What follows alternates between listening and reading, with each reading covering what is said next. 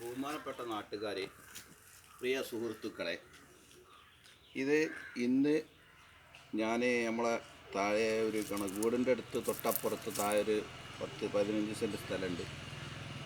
അതിൽ പുതുതായി ഒരു കിണർ കുത്തിയിരുന്നു. ആ കിണറിൻ്റെ അടുത്ത് ഇന്ന് രാവിലെ ഞാൻ അവിടെ കവുങ്ങ് നനക്കാൻ വേണ്ടി വെള്ളം അടിക്കാൻ വേണ്ടി പോയപ്പോൾ ഇതുമാതിരി 3 കെട്ട് കെട്ടിയ പേപ്പർ കൊണ്ട് പൊതിഞ്ഞ് 3 കെട്ട് കെട്ടി ഈ ഒരു പൊതി ആ കിണറ്റിൽ കാണുകയും ഞാനത് വെള്ളമടിച്ച് അതെടുക്കുകയും ചെയ്തു.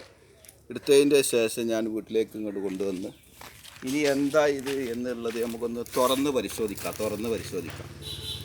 നോക്കാം. 3 കെട്ടുണ്ട്. ആർക്കെങ്കിലും എന്തെങ്കിലുമൊക്കെ പറയാനുണ്ടെങ്കിലും എന്തെങ്കിലുമൊക്കെ സംസാരിക്കാനുണ്ടെങ്കിലും ഇതുമാതിരി കൂടോത്തരൊന്നും ചെയ്തിട്ട് കാര്യമില്ല എന്നുള്ളത് ആദ്യമേ ഉണർത്തുകയാണ്. ഖൈരിഹി വശരിഹി മിനല്ലാഹി തആല കുല്ലിഹിം എന്നാണ് അല്ലാഹു സുബ്ഹാനഹു വ തആല അള്ളാൻ്റെ റസൂൽ മുഖേന അറിയിച്ചിട്ടുള്ളത്. ഖൈറാണെങ്കിലും ഷർറാണെങ്കിലും അതിൽ വിശ്വസിക്കുക എന്നുള്ളതാണ് എൻ്റെ തത്വം. അതിൽ എല്ലാ വാദി മാരണങ്ങളും ഒക്കെ ഉണ്ട് എന്നുള്ളത് ഞാൻ വിശ്വസിക്കുന്നുണ്ട്.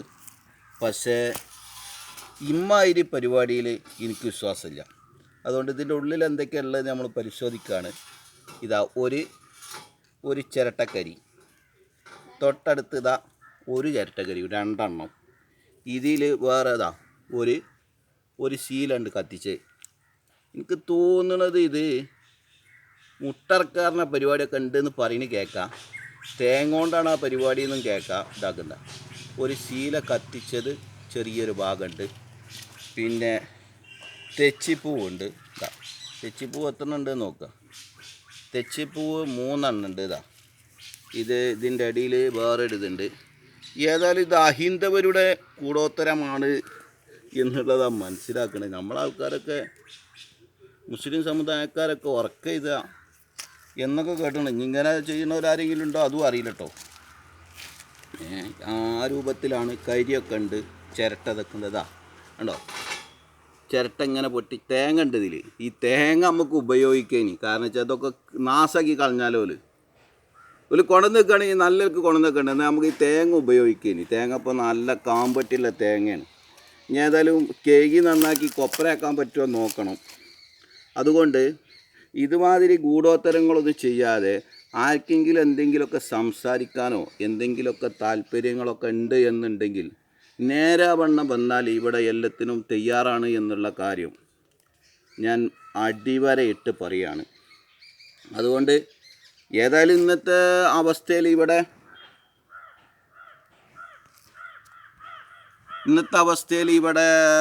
പോലീസ് കാര്യങ്ങളൊക്കെ ഉണ്ടല്ലോ.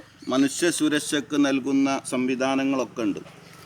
അന്വേഷണ സംബന്ധമായ എല്ലാ കാര്യങ്ങളും ഒക്കെ ഉണ്ട്. അപ്പോൾ പോലീസിനെ അറിയിച്ചുകൊണ്ട് ആരവിടെ വന്ന് നോക്കുന്ന പോലീസിന് അതിനെ വിട്ടേട്ടെ. ഇനി പൈസ നമ്മൾ മുടക്കിയാലും വേണ്ടില്ല.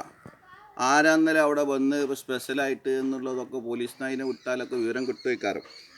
അപ്പോൾ അങ്ങനത്തെ ഒരു രൂപത്തിലേക്ക് നീങ്ങണ്ടേ എന്നുള്ളതൊക്കെ